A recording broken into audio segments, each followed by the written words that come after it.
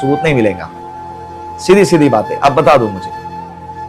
दूसरा, इसमें शिरकत नहीं करनी चाहिए, इसलिए कि अल्लाह के रसूल ने फरमाया मन कस्सर सवाद कौमिन फहुव मिन, जो किसी कौम की आबादी बढ़ाएगा, तादाद बढ़ाएगा, तो कल क़यामत के दिन उसी कौम में अल्लाह उसको उठाएंगे।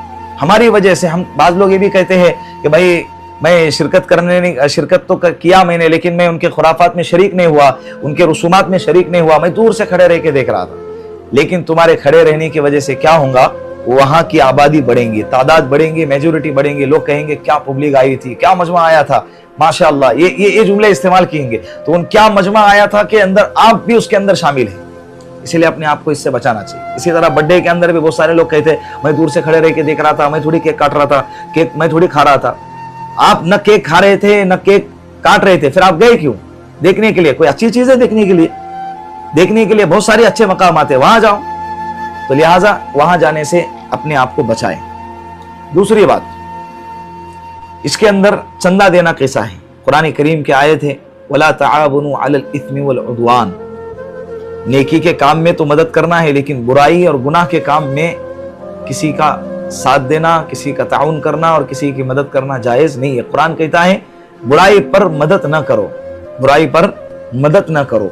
तो ये गुनाह है, डीजे बजाना और इसी तरह से घोड़े और हाथियों की रैलियां निकालना और जुलूस निकालना, और इसी तरह बहुत सारे क्या क्या मैं बताऊं। एक मैं बताऊं आपको सुन्नत और बिदअत की सिफत क्या है। सुन्नत उसे कहते हैं जो अल्लाह के रसूल के जमाने से आज तक और सारी दुनिया में उसकी शक्ल एक जैसी होती है और इंशाअल्लाह क़यामत तक एक जैसे ही होंगी, इसे सुन्नत कहते हैं। और बिदअत की पहचान ये है कि हर जमाने में, हर इलाके में, हर दौर में अलग अलग जो है उसके अंदर अपडेट होता रहता है, उसके अंदर तब्दीली आती होती है, उसके अंदर चेंजेस आते होते हैं। और हमको ये नजर आता है, हम बचपन से देखते हैं, हर साल नया कुछ भी करने का देखेंगे, हर साल नए खुराफात सामने आएंगे। देखिए केक काटते हैं, अल्लाह के रसूल का नाम उस पर लिखते हैं और तलवार चलाते और हैप्पी बर्थडे या रसूल अल्लाह कहते हैं। कितना बड़ा गुनाह है, शैतान कहां पर लाकर तुमको खड़ा कर रहा है। कितनी अकल, इंसान की अकल मारी गई है, समझता नहीं है। अल्लाह के रसूल सल्लल्लाहु अलैहि वसल्लम सुलह हुदैबिया के मौके पर हजरत सुहेल इब्न अम्र के कहने पर सुलह लिखी गई। आखिर में हजरत अली रजी अल्लाह अन्हु लिखने वाले थे, उन्होंने नीचे लिखा कि मोहम्मद रसूलुल्लाह। सुहेल इब्न अम्र जो बाद में मुसलमान हो गए रजी अल्लाह अन्हु, उन्होंने फरमाया कि ये मोहम्मद के आगे जो रसूलुल्लाह लिखा हुआ है, ये रसूलुल्लाह निकाल दो। इसलिए कि अगर हम अल्लाह के रसूल मोहम्मद को अल्लाह का रसूल मानते तो झगड़ा ही खत्म हो जाता ना। झगड़ा किस बात का था? मोहम्मद के आगे मोहम्मद इब्न अब्दुल्लाह लिख दो।